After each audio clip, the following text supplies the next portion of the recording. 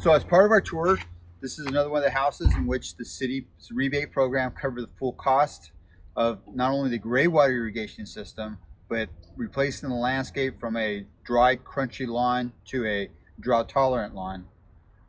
Within this infrastructure, we have, once again, only 3 pipes, aquifer pipes, sitting a foot below the ground, spaced out equally on each side of the house, and then that creates a nice moisture plume for the landscape. This particular house is using the shower and the laundry water as part of the irrigation system. It's rather new, so by next year you're going to start seeing all these plants getting really full and bushy. So now we're going to go take a look at the filter on this house. Come follow me.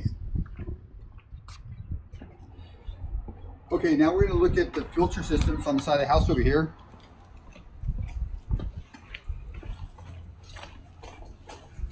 It's a simple system. The shower is right here, and the laundry is right on behind the house, and they both come in through this pipe right here, passes this 3-way valve, and then it goes into the filter system. And the filter system is going to capture the hair and the lint. As you can see right there, it actually looks like they've done a wash recently. That will be replaced, and then it exits this PVC pipe right here that's 1 inch, and that's what gets distributed out into the yard.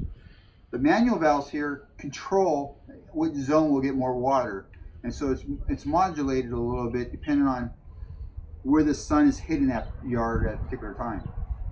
So put this back. Click on the description below to find out where to buy the products. We also have links to instructions to how to build a greywater system. Be sure to subscribe to our channel and like this video.